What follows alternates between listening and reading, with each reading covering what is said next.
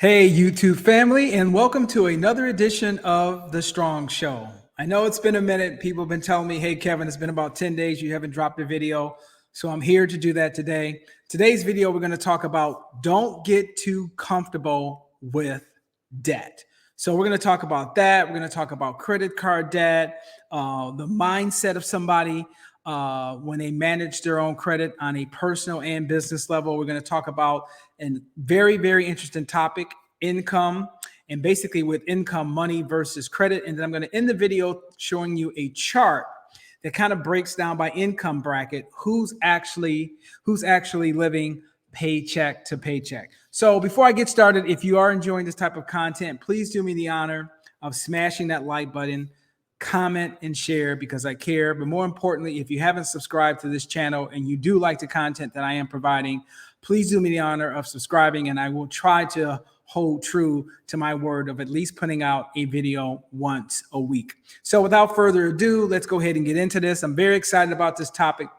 This is something I'm very passionate about, and I live my life that way. So we all know that credit card debt is at an all-time high.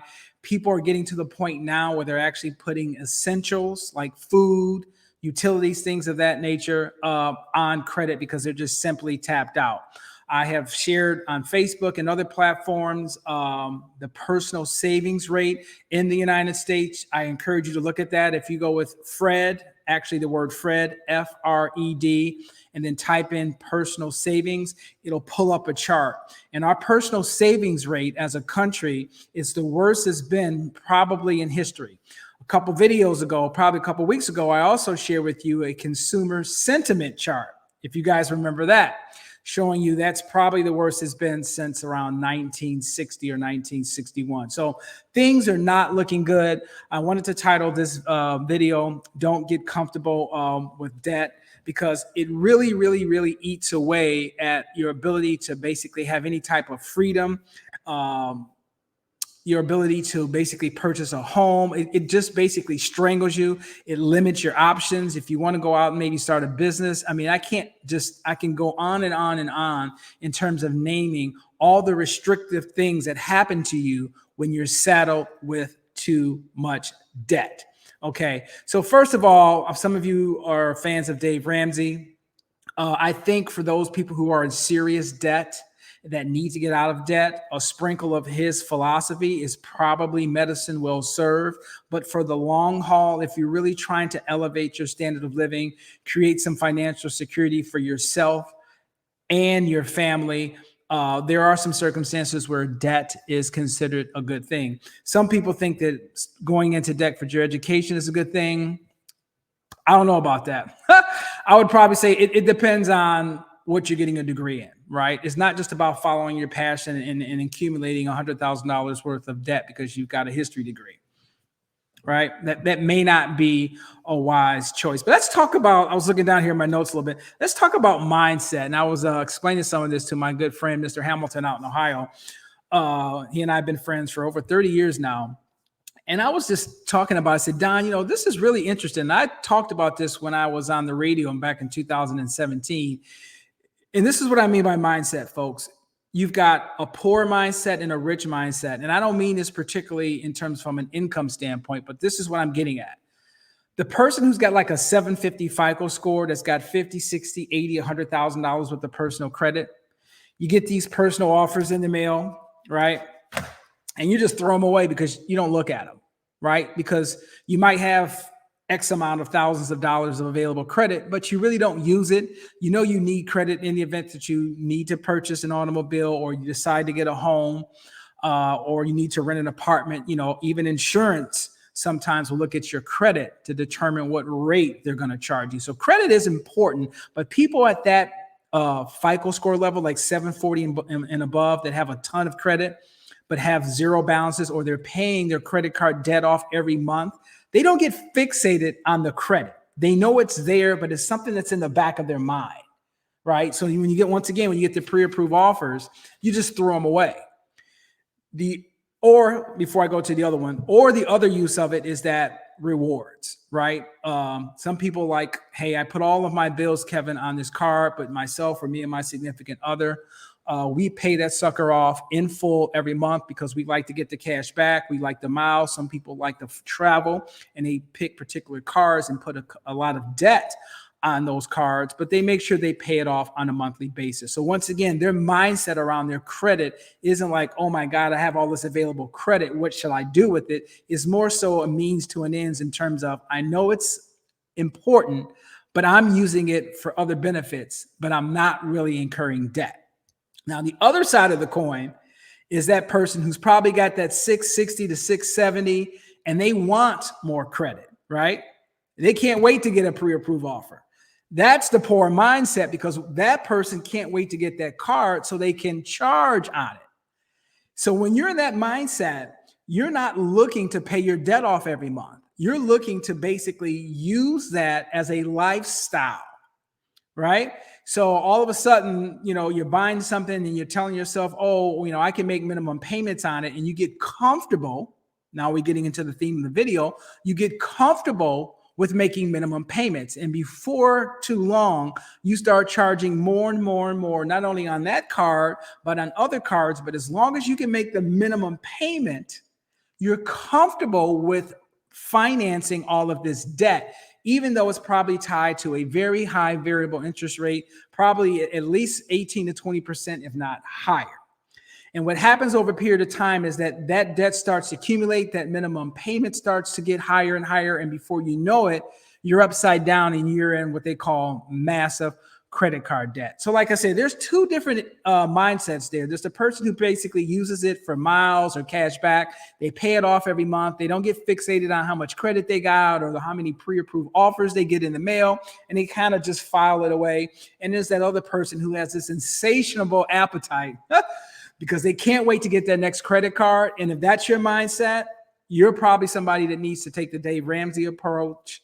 Take a pause. Take a pause for the cause.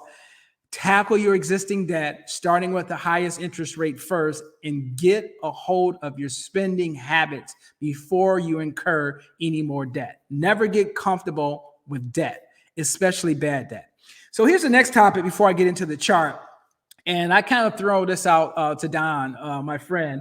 And I actually threw this out on a radio show 5 years ago. Would you rather have high income and low credit score, or very high credit score, but low income? And a lot of people chose the credit. I personally would choose money. And the scenario I had was like, the person's making, let's say, $50,000, but they've got an 800 FICO score, but the other person makes, let's say $200,000, but their FICO score is 530. And a lot of people immediately says, oh my God, I want that 800 FICO score. It's like, wait a minute. You can get great credit in a relatively decent amount of time. Like you can file bankruptcy, a Chapter 7 bankruptcy, and within 36 months after the Chapter 7, be eligible for a home again at prevailing market rates.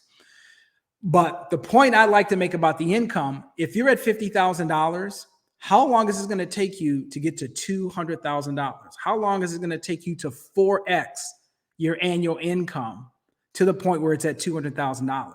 Some people in this income bracket down here never get to up here for various reasons, which we're not going to get into in this video. So the point behind that is that it's easier to accumulate good credit. It's hard to accumulate and maintain good income. So the person with the income just needs to take a step back, self-reflect, and get a hold of their money situation and start paying off their debt. And once they get to that point, the sky is the limit because they have a $200,000 income. Even if you don't have any debt at $50,000 and you have great credit, that kind of limits you. Of course, you can borrow, but now we're talking about debt, right? It kind of limits you in terms of a lot of, let's just say, choices in terms of economic status, in terms of getting to that next level. Okay, we're getting a little bit long here in the video, so I'm going to turn it over to this article. I'm going to kind of hit the highlight points, but I kind of wanted to talk about that and give you guys some content to chew on. And let's see here. Let me go ahead and see if I can. Here we go. So this kind of talks about people living basically paycheck to paycheck. And the title of this article is "The number of consumers living paycheck to paycheck has increased year over year across income levels." So I'm going to go back down here, and right here where I have highlighted, check this out. The biggest rise in paycheck to paycheck consumers was in consumers earning between $100,000 to $150,000. So all of you who think, oh my God, if I can only make six figures, it ain't all what it used to be, homie. Unless you don't have any debt, right? Because inflation is really, really eating away at everybody's income level, regardless of the amount of money that they make. Up 11% from May of 2022 to it's up 52%, okay, from May 2022 to June 2022. Now, back up here, this was an interesting stat. In June of 2022, 61% of Americans were living paycheck to paycheck, up from the low of 52% in April of 2021 and 55% respectively in June of 2021. So just some interesting information. We're going to go over here to this chart here. Can you guys see this chart here? Now, this is broken down based on income level. So the first one says less than $50,000, and it has a percentage next to it that indicates in that bracket the percentage of people who are living paycheck to paycheck. And as you can see here, it's color coded by gray being April 6th of 2022, May, and the orange one is what we'll focus on because that's the most recent data. So let's take a look here. Almost 78% of people who make $50,000 or less are living paycheck to paycheck. People who are in the $50,000 to $100,000 range, 60%. Here we go, half, right? Or as Eddie Murphy said, I want half, Eddie. $100,000 to $150,000 a year. 52% of those people are living paycheck to paycheck. $150,000 to $200,000. You still have over 40% of the people that fall under this income bracket are living paycheck to paycheck. And look at this. Finally, last but not least, if you're making more than $200,000 a year as a household, almost 36% of those people are living paycheck to paycheck. So once again, you can see all of this here is very, very alarming. This is a classic example, and you would think that the more money you make, the better off you would be. That's not necessarily the